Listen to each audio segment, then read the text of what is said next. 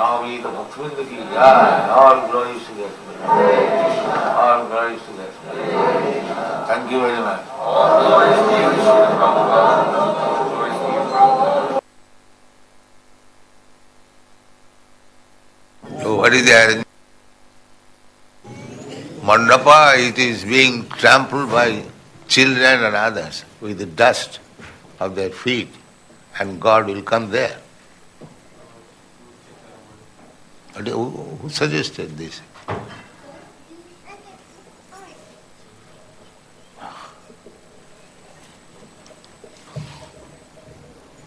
That it must be, this carpet is full of dust. How did you allow it? Nonsense.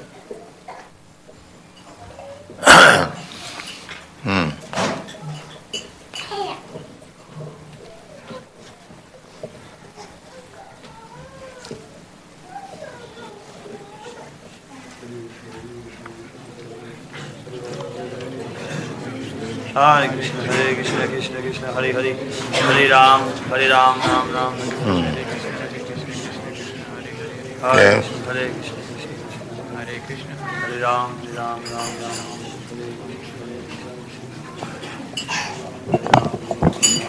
Well. Om Namo Bhagavate Vasudevaya. Om Namo Bhagavate Vasudevaya. Om Namo Bhagavate Vasudevaya. Om Namo Bhagavate Vasudevaya. Om Namo Bhagavate Vasudevaya. Om Namo Bhagavate Vasudevaya. Swalankritam Shama Turanga Yojitam Ratam Mrigendra Dvajam Ashvita Purat Vrito Rata Ashva Dvipa Pati Yuktaya Swasenaya Digvijayaya Nirgata Swalankritam Shyamaturangayojitam Vratam Regendradvajam Rajamashritak Purat Vrito Ratashvad Dvipapatti Yuktaya Swasenaya Digvijayaya Nirgata Swalankritam Shyamaturangayojitam Vratam Regendradvajam Ashritak Purat Vrito Ratashvad Dvipapatti Yuktaya Swasenaya Digvijayaya Nirgata Swalankritam Shyamaturangayojitam Ratang Mrigendadvajamashritak Purat Vrito Ratashvad Vipapatti Yuktaya Swasenaya Digvijayaya Nirgata Swalankritam Shyamaturangayojitam Vratam Mrigendra Dvajamashritak Purat Ratashvad Vipapatti Yuktaya Swasenaya Digvijayaya Nirgata Swalankritam Shyamaturangayojitam Vratam Mrigendra Dvajamashritak Purat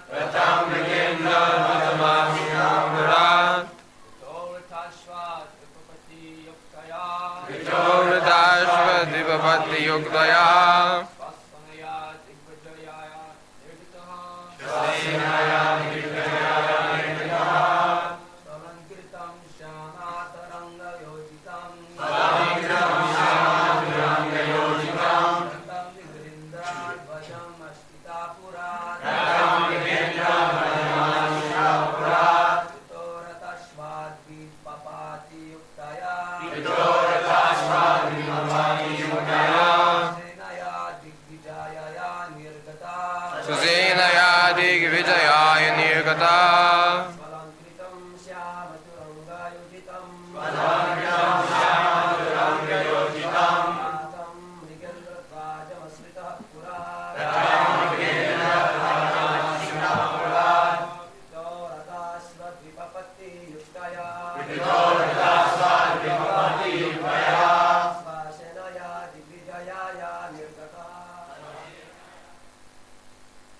Swalankritam very well decorated.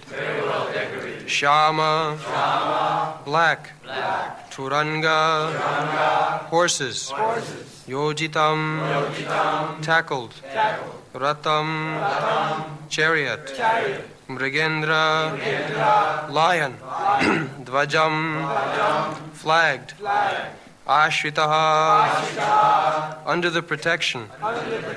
Purat from the capital. Vritaha surrounded by.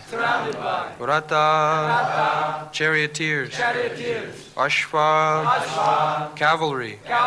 Dvipapatti, elephants, Yuktaya, thus being equipped, Swasenaya, along with infantry, Digvijayaya, for the purpose of conquering, Nirgataha, went out. Translation: Maharaj Parikshit sat on a chariot drawn by black horses. His flag was marked with the sign of a lion. Being so decorated and surrounded by charioteers, cavalry, elephants, and infantry soldiers, he left the capital to conquer in all directions.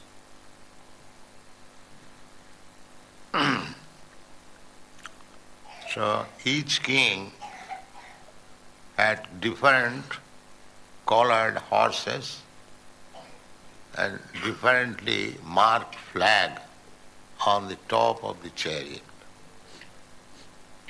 Basically, Arjun's chariot was drawn by white horses. Sita Hai, Sita means white.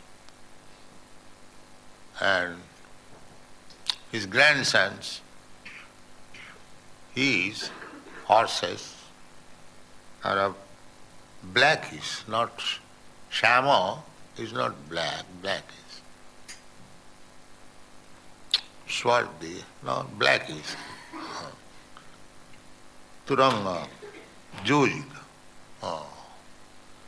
The horse, 4 horses in chariot, and there is a charioteer and flag marked with lion. This lion is not to be considered an ordinary lion. This lion is Mrigendra or Narahari, Nishingadev. Arjun's chariot was a flag marked with Bajjanga, Hanumanji.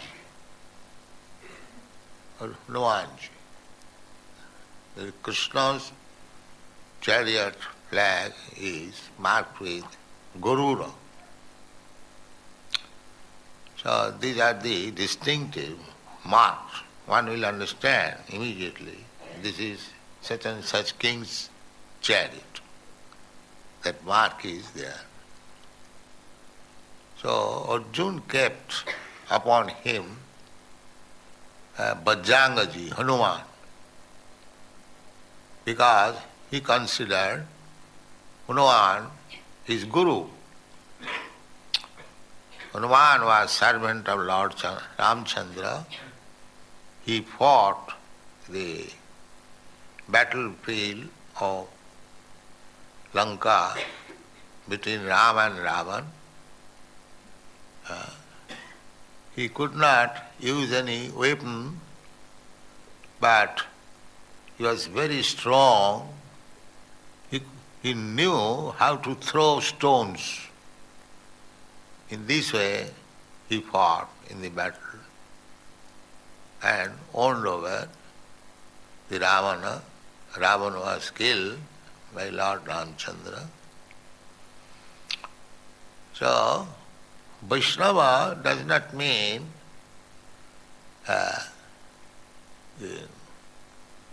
he cannot do anything else except chanting. That is, of course, the supreme objective, Savanam Kirtanam Vishnu, to hear about Vishnu and chant about Krishna. That is very experienced life, experienced Vishnu. He can concentrate chanting, just like Haridas Thakur. Haridas Thakur was chanting, but Sri Chaitanya Mahaprabhu himself, Nityananda Prabhu, they were preaching. Sri Chaitanya Mahaprabhu a very young age, 24 years only, he took sannyas. Why?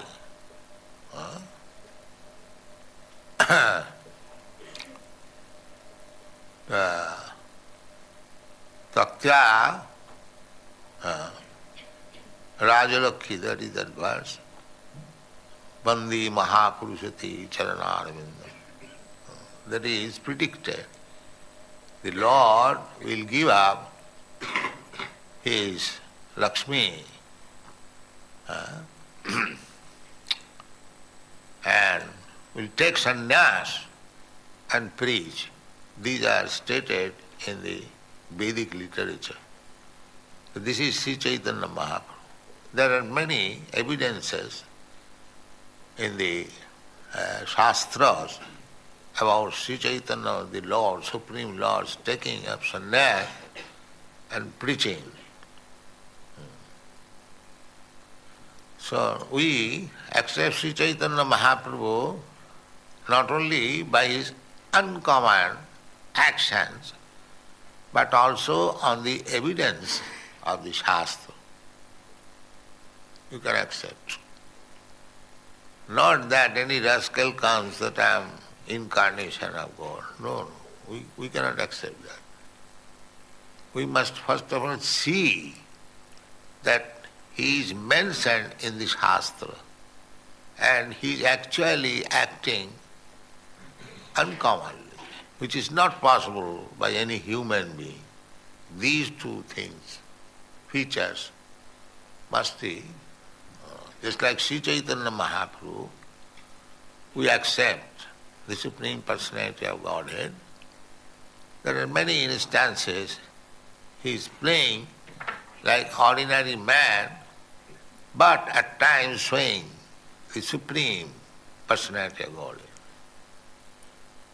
Just like in Jagannath Puri, Ratha Yatra festival, sometimes the Ratha, chariot will be stuck up, will not move. People draw it, but does not move. Even King Prataparudra engaged some elephants, but the Rath is not moving. And Sri Chaitanya Mahaprabhu would say, all right, let me try. So he would go backside of the car and with his head push it and very easily it will go. This is extraordinary.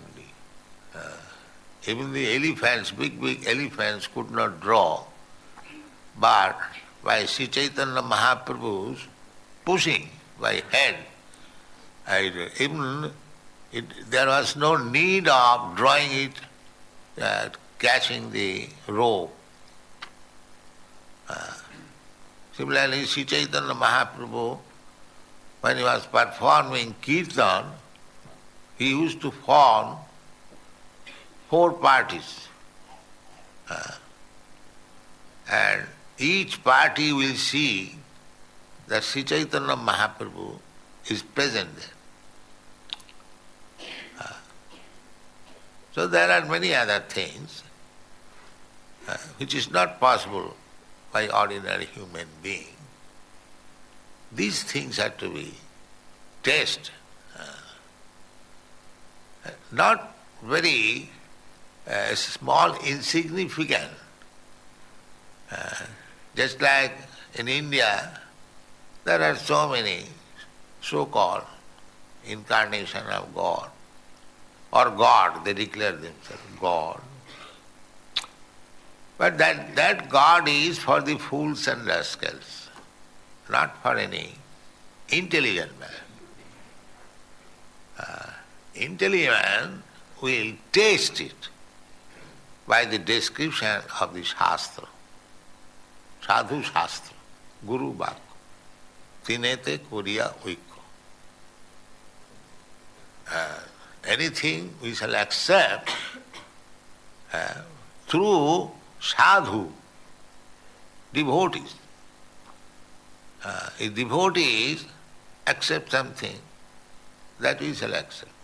And Shastra, not only devotee accepts, but it is confirmed in the Shastra, in the revealed scripture, Sadhu Shastra.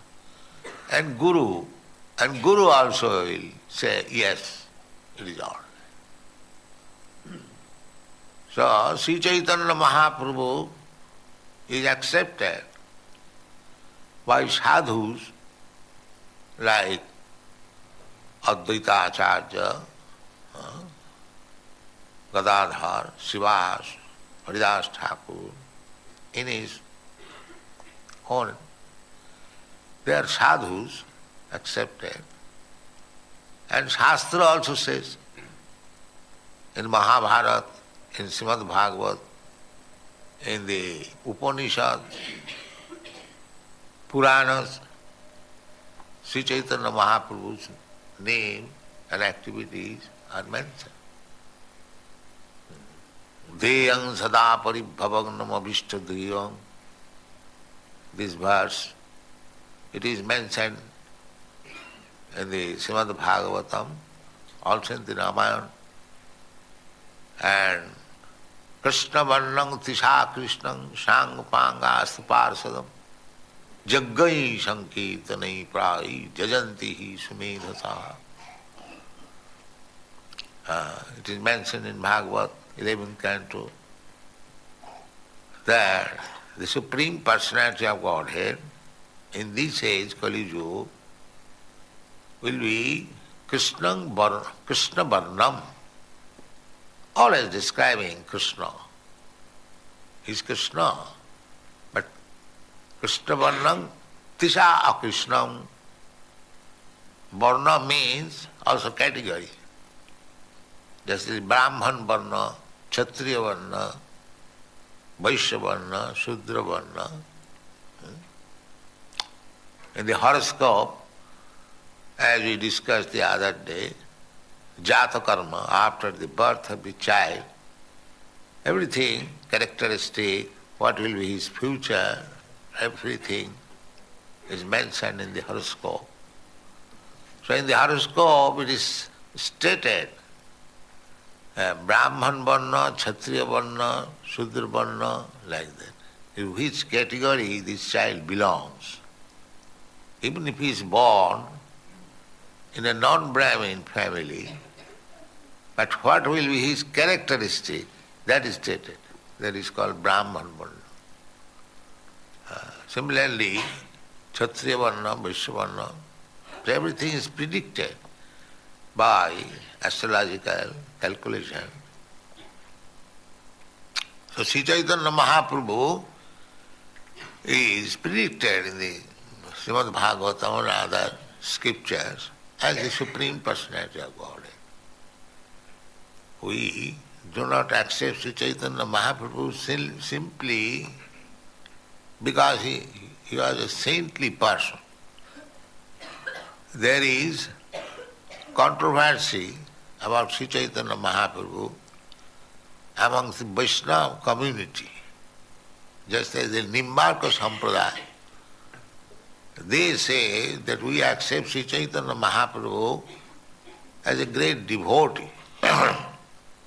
But we, Gauriya Sampradaya, we say that Sri Chaitanya Mahaprabhu is the Supreme Personality of Godhead, because it is stated in the Shastra. Krishna Varnang Tisha Krishna.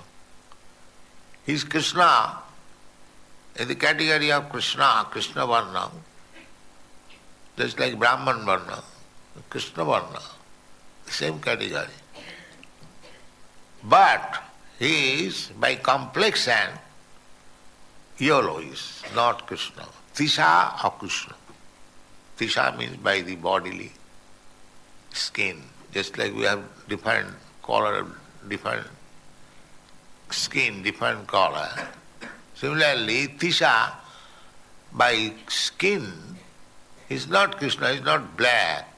Tisha or Krishna. Or Krishna means not black. Now, not black means you can accept any other color which is not black.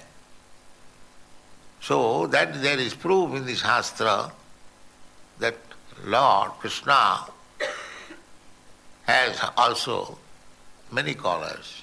Shukla raktas tatha pita. When similarly, when Krishna's horoscope was made by Gargumuni, he said that this child formerly had Shukla raktas tatha pita. He was white collar, he was yellow collar, and he was red collar. So this pita, yellow collar, is also Krishna's another color. Krishna Varnang Tisha Krishna. Here, Tisha Krishna, Krishna means not black. So not black means you must take the other three, namely white, red and pita. So other two colors in the Satyayuga and Dwapar was manifested. Red color and white color, white griva, white color. So the pita, Krishna color is also finished, therefore pita, yellowish color. Srila Jiva Goswami has very nicely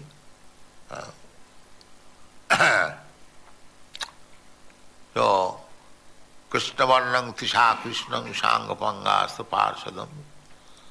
And another feature is Shangapangastu Parsadam. Astra Parsadam. Astra means weapon. In the Kali Yuga, Krishna does not come with weapon. In other yugas, the Lord comes with weapon, just like Lord Ramchandra. He came with bows and arrows to fight with Ravan. Similarly, Krishna also appeared with the Sudarshan Chakra. Because in those days, the demons were killed by weapons. Krishna killed many demons because Krishna has got two kinds of activities. Paritranam sadhunam vinashayati duskita. For sadhu, simply to deliver them, and for the demons to kill them. But the result is the same. That is called absolute. Whether Krishna pats somebody and kills somebody, the result is the same. Therefore Krishna is absolute. It is not ordinary fortune to be killed by God. It is a great fortune. Just in Ravan and the Hiranyakashipu, they were Krishna's personal guards, Jayavija. Somehow or other, they became offender to the Kumaras. So they cursed him that you are not well behaved. They stopped him going in the house of Krishna, Narayan. So they became very angry. They cursed him that you do not deserve this place, you must go to the material world. In the material world there is enviousness, jealous. In the spiritual world you have become envious, so you are not fit. You must go down to the material world. So they became very much disturbed. Lord Narayan personally came out to settle up. So this, you have been cursed, it cannot be withdrawn. You have to go. And but after going in the material world, if you treat me as your enemy, then in 3 births you will be liberated and you will come back. But if you treat me as my friend, then it will take 7 births. So decided we shall become your enemies. So therefore this Ravan, Hiranyakashipu, they are Jai Vijay, and they appear to be very strong enemy. To become enemy of Krishna, that is not also joke. He has to fight with Krishna. It is not ordinary thing. No ordinary man can fight. So Vaishnava commentation is that when Krishna wants to fight, the fighting is not possible in the spiritual world. And whom we fight? Everyone is engaged in his service. So, therefore, to fight, he has to come here to execute his mission. Vinashacha duskita. To kill the duskita, miscreants. So when he personally finds, the duskritam can be finished simply by indication of Krishna. The material energy is so powerful. Jasyagaya, Brahmati Sambrita Kala Chakra. Even the sun, the most powerful, Asesa Teja, high temperature, Asesa Teja, unlimited temperature. That sun is also moving with its orbit, Jasyagaya, under the order of Krishna. Jasyagaya Brahmati Sambrita Kala Chakro Govindamadi Purisam Tamaha. So, to kill a demon in this material world, the Lord does not require to come himself. But he comes in special case. Just like Krishna came to kill Kansa, to kill Ravana, to kill Hiranyakashipu, like that. So that is also his pastime. So his devotees are also like that. They have to execute the mission of Krishna. That's why here Parikshit Maharaj, he is a great devotee of Krishna.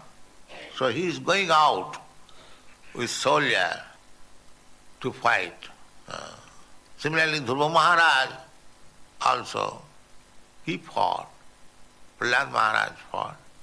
Because they were kings, so their duty is to subdue, to conquer over the demons.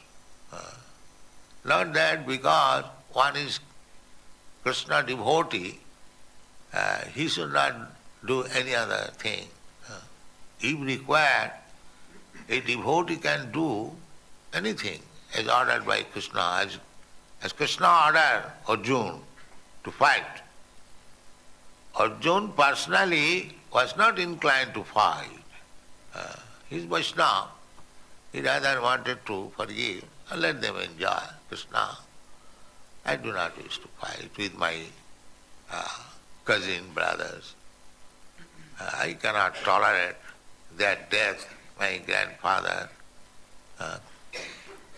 So better I not fight, let them enjoy the kingdom. Then Krishna said, no, that cannot be. It is my plan that they should be killed. So you must fight. So therefore, a devotee, his duty is to carry out the order of Krishna. Therefore he fought. Personally he did not want to fight. But he cannot disobey the order of Krishna. That is not possible. Karishye vachanam tava. When Krishna inquired, what is your decision? He said, yes, even though I do not like to fight, still, because it is your order, I must fight. Karishye vachanam tava. So devotee hasn't got any personal decision. That is the process of Krishna consciousness. Evam parampara pratam imang rajarsaya vidhi. We should decide by the order of Krishna through the disciplic succession via media, the spiritual master. That is required. A devotee cannot decide personally. If Krishna desires, if somebody say, we cannot see Krishna personally, then you have to decide by Krishna's representative. If your spiritual master, Guru, says that you do this, that is Krishna's order. That is Krishna. Therefore it is said, Jasya prasadat bhagavat prasad. While satisfying the spiritual master, you satisfy the Supreme Personality of God. That is very natural. Just like when you go to your work, the immediate person who is in charge of your work, he must be satisfied. You don't jump up to the proprietor. The proprietor will be automatically satisfied. If something is done and the proprietor sees that the immediate office superintendent is satisfied, then he accepts. Yes, that's all right. He hasn't got to inspect personally. If the superintendent of the office says that yes, this clerk or this man was nice, then proprietor accepts. Similarly, Jasya prasadat bhagavat prasad. We have to satisfy our spiritual master, Sivaya, tadvidhi pranipatena pariprasnena Sivaya upadekshanti tad jnanam jnanina tattadarshina. So Parikshit Maharaj is going to conquer over the world. He was appointed by his grandfathers to become the emperor of the world. But he was not a coward. Not that because his grandfathers appointed, he will sit down comfortably in his capital and let things go on as it is. He doesn't care. No. Personally, he wanted to prove himself that he is not a nominated president only. He is actually president. He is not nominated because his grandfather nominated, therefore he become. He may be a rascal number one. No. The nomination was there, but also on full strength. But if the people are given for nomination, as it is the practice now, by vote, the ordinary people, they are all rascals. What is the value of their vote? Therefore, another rascal is selected. Because the one who is voting is a rascal. He does not know whom to give vote. He is not trained now. Simply by Maria's I vote. And that vote you can purchase by bribing, by propaganda. So this kind of democracy is no value. It has no value. If somebody is voted by a number of asses, so what is the value of such vote? Those who are elect, they must be very sober. So formerly a king was nominated not only by his father or grandfather, but confirmed by the society of learned Brahmins and saintly persons. And he must personally prove that he is actually king. So here Parikshit Maharaj Digvijaya. Digvijaya. Vijaya means to own victory, conquering. Just like Sri Chaitanya Mahaprabhu argued with a Digvijaya Pandit. There were several kinds of Digvijaya. A learned scholar also would travel all over the world and challenge the other scholars about philosophical discussion, literary credit, so many other fields of activities. So one Digvijaya Pandit came from Kashmir. He got victory all over India and then came to Navadvip, Nadia, because Nadia is still, there are many, many learned scholars, and in those days it was simply full of learned scholars. Some of the Indian cities were famous for learned scholars, like Navadvip, Nadia, BRNACH. And there are several places in Darbhanga, in the southern India also there is a place. So there are several places where different schools, chiefly there are two schools of transcendental subject matter, namely the Mayavadi school and the Vaishnavi. So Mayavadis were there in Varanasi mostly, and Vaishnavas also they had their place, especially in Navadvip, Vrindavan, like that. So one Digvijaya Pandit, Keshav Kashmiri, he also came to Navadvip. He got victory in all other cities, but when he came to Navadvip, he became defeated because Chaitanya Mahaprabhu was there. At that time, Chaitanya Mahaprabhu was only 16 years old. So, the learned scholars there, first of all, decided that let now Nimai Pandit, Chaitanya Mahaprabhu's student life was known as Nimai Pandit.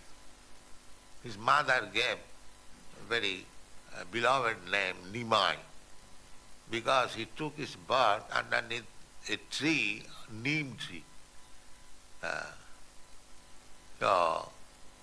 His name was Nimai Pandit. As a student, he was known as Nimai Pandit. So the scholars there first of all decided that let this Keshav Kashmiri talk with Nimai Pandit.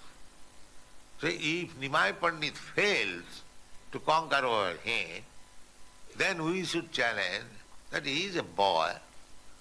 Now let us come, you come to us. But even the boy, Nimai Pandit, he defeated that Keshav Kashmiri. That is mentioned in the Chaitanya Charitamrita, how he was Digvijayi, Sri Chaitanya Mahaprabhu.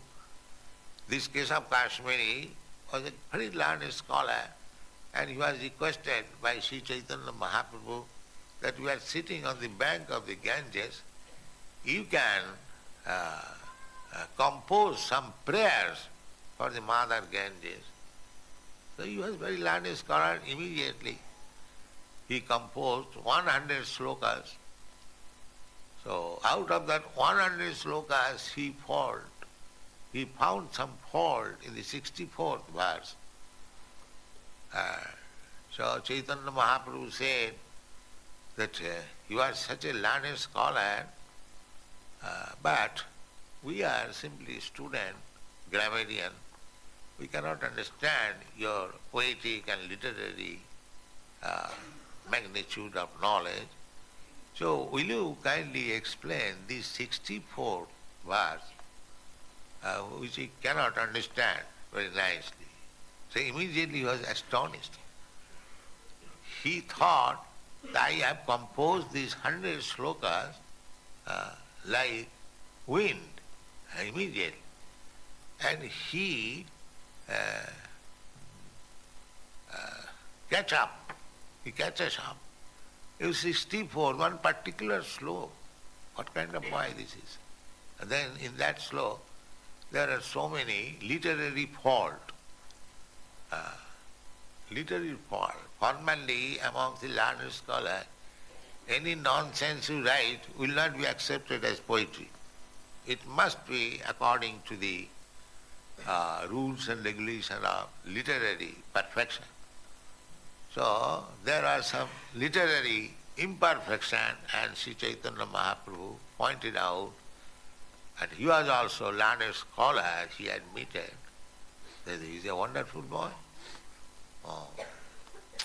So, therefore, it is said that you make your enemy a learned man, but don't make your friend a fool and rascal. Because if an enemy, even though he is enemy, if he is learned, he will not make injustice. That he cannot. Any learned scholar cannot make any injustice.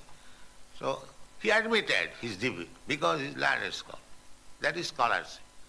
Not that. There is Sarvabhauma Bhattacharya. He argued with Sri Chaitanya Mahaprabhu as a scholar, but when he became defeated, he accepted his disciples. This was the method.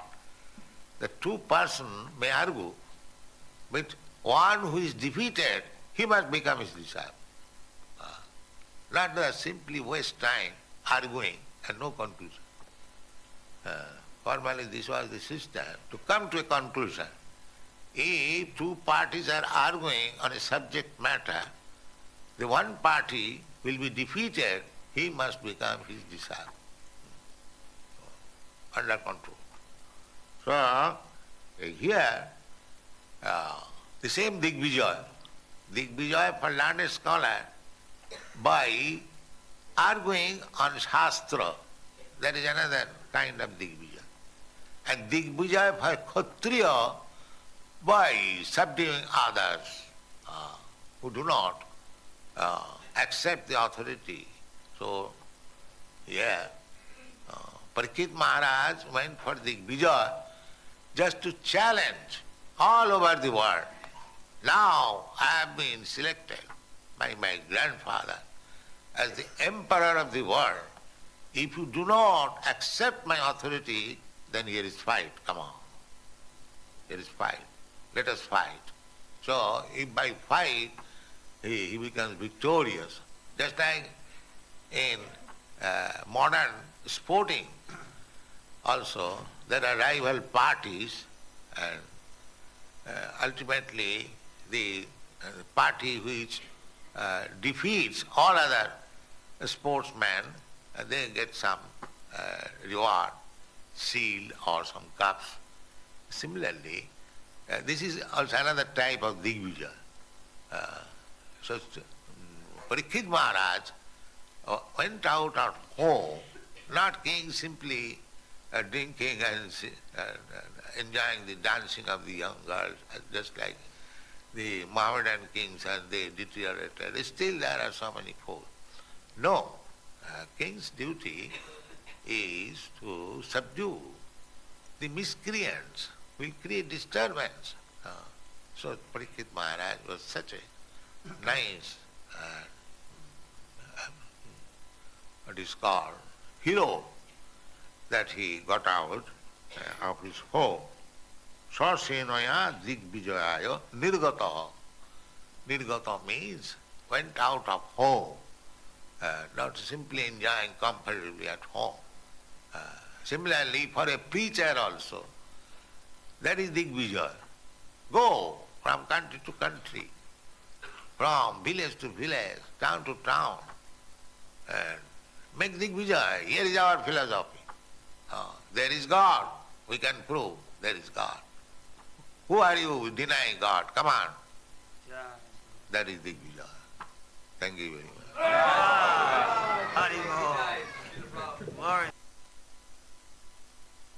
The first people have been in about a couple of weeks. He said, no one is here. He said, people are coming. He said, you should be here.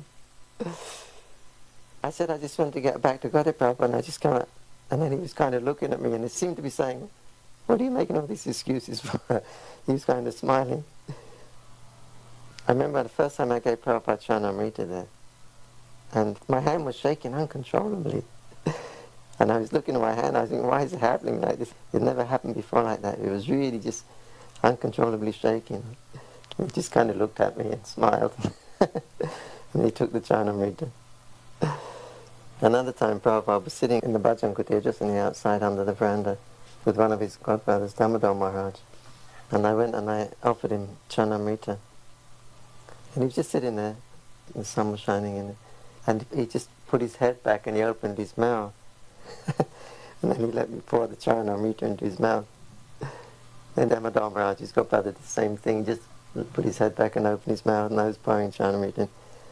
But it was kind of a strange experience because, you know, Prabhupada, he was our Lord and Master and the big father figure, protector and everything, and then he's kind of acting like a little baby and you have to feed him. It was a new experience that I had with Prabhupada. Prabhupada really liked Mayapur. You know, he seemed really relaxed in Mayapur when we would come. I remember the one time we went up to his quarters when he first got there, and of course I'd follow him in, he was setting everything up, and he was just looking out his window. You know, his windows, of course, were on each side of his room. So he walked in his door, front door, and he just looked out his window, and you know, then it was just stretches of fields everywhere. It was wide open and very tranquil, very peaceful. And he would just chant, you know, and look out there. And one time he turned and he just looked at me and he smiled and he said, "So, Srutakirti Maharaj, you like it here in Mayapur?" And I said, "Yes, Prabhupada, very much." The way his quarters was set up there, they had the padding, you know, across the entire room. So sometimes you could go in there in the middle of the day and Prabhupada would just be laying on the floor and he'd have his feet over the big bolster pillows that were against the walls. He would just move one out a little bit, so he'd just have his legs hanging over the bolster pillow, and he'd just be just relaxing. And his morning walk was always right outside his room. As soon as he'd go down the steps, he was already on his walk, right? But he also always knew everything that was, who was around, who wasn't around, who was missing the walk. You know, because sometimes if he was going out, get down to the bottom of the stairs and he would ask, "Where's such and such? You know, where's this devotee? Where's that devotee?" One time he asked, you know, he said, "Where's," I don't know who it was, he said, "Where's this devotee?" And someone said, "Oh, he's sick, Prabhupada." Prabhupada kind of chuckled. And I said, "Yes, Prabhupada, I think he has morning sickness." And then Prabhupada laughed. He said, "Yes, that is the difficulty." Expected everyone to be up in the morning. And, you know, he never minimized that. Always did the opposite. You know, even with the people that traveled with him, because we were the ones affected too by that, you know, so-called jet lag and stuff as he traveled around. But he wasn't interested in hearing about it. Prabhupada was so happy that we had cows. He said, "This is very auspicious." He said, "If the cows are grazing on the land where we're going to build the temple, then by passing cow dung and walking over the land, it's going to make it very auspicious for the temple."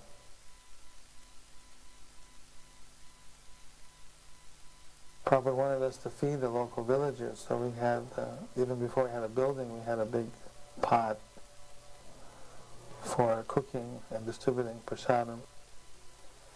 Prabhupada used to go on walks, and he liked to walk along the pathways in between the fields. He called these the little highways.